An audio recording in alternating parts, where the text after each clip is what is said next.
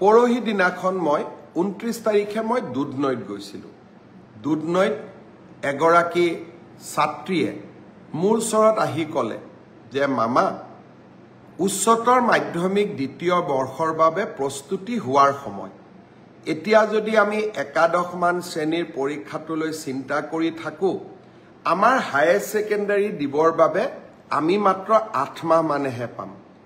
এই পৰীক্ষাটো নপতাকৈ থাকিব এই বছৰ নোৱাৰি নেকি?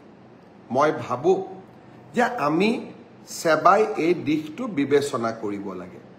যিয়ে নহওক কিয় দুখন বা তিনিখন প্ৰশ্ন কাকত বাকী ৰৈ গৈছে আৰু পৰীক্ষাটো যদি এপ্ৰিলৰ শেষত বা মে'ত আমি অনুষ্ঠিত কৰোঁ, ল'ৰা ছোৱালীবিলাকো টেনশ্যনত থাকিব আৰু তেওঁলোকে দ্বাদশমান শ্ৰেণীৰ বাবে নিজক প্ৰস্তুতিও কৰিব নোৱাৰিব।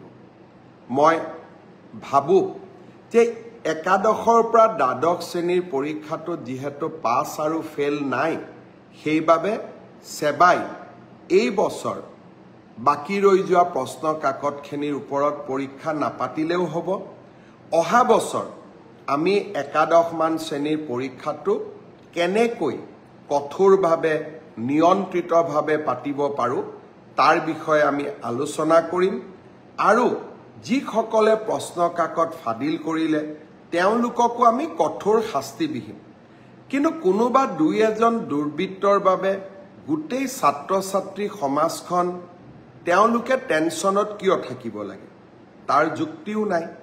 আনহাতে পঞ্চায়ত নিৰ্বাচন অনুষ্ঠিত হ'ব। মে' মাহত আমি পৰীক্ষা পাতিলে ল'ৰা ছোৱালীবিলাকে দ্বাদশমান শ্ৰেণীৰ বাবে কেতিয়া প্ৰস্তুতি কৰিব? মই আমাৰ স্কুল এডুকেশ্যন বৰ্ডক অনুৰোধ কৰিম, শিক্ষা বিভাগক অনুৰোধ কৰিম বিষয়টো যাতে আকৌ এবাৰ বিবেচনা কৰে, ছাত্ৰ ছাত্ৰীসকলক টেনশ্যনৰ পৰা আমি যাতে মুক্ত কৰি দিওঁ। মই যেতিয়া এনেকৈ সভা সমিতিত যাওঁ, হঠাতে লগ পোৱা জনসাধাৰণে কোৱা কথাবোৰ মই খুবেই গুৰুত্ব দিওঁ। কাৰণ মুখ্যমন্ত্ৰী হ'লে সকলো কথা জানিব নোৱাৰি। যেতিয়া আমি গাঁৱত যাওঁ, চহৰত যাওঁ, সৰ্বসাধাৰণ মানুহক কথা পাতোঁ, তেতিয়া আমি নিজৰ ভুলবিলাকো নিজে বুজি পাওঁ। আমি আমাৰ আঁচনিবিলাক সংশোধন কৰিব পাৰোঁ আৰু জনগণৰ সেৱাত আমি কাম কৰিব পাৰোঁ। আমি দিছপুৰত বহি থাকিলে একাদশমান শ্ৰেণীৰ ছাত্ৰ ছাত্ৰীসকল যিসকলে হায়াৰ ছেকেণ্ডেৰী পৰীক্ষা দিব লাগিব, ফাইনেল ইয়াৰৰ জীৱনৰ আটাইতকৈ মূল্যৱান পৰীক্ষা, তাৰ হয়তো আমি বেদনা বা তেওঁলোকৰ অনুভৱবোৰ বুজিবই নোৱাৰিলোহেঁতেন।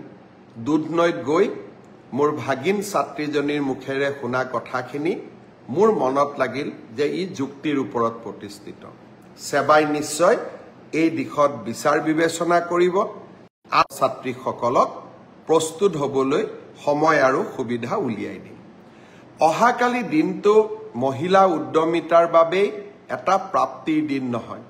অহাকালি আৰু 2টা নতুন আঁচনি আমি আৰম্ভ কৰিম।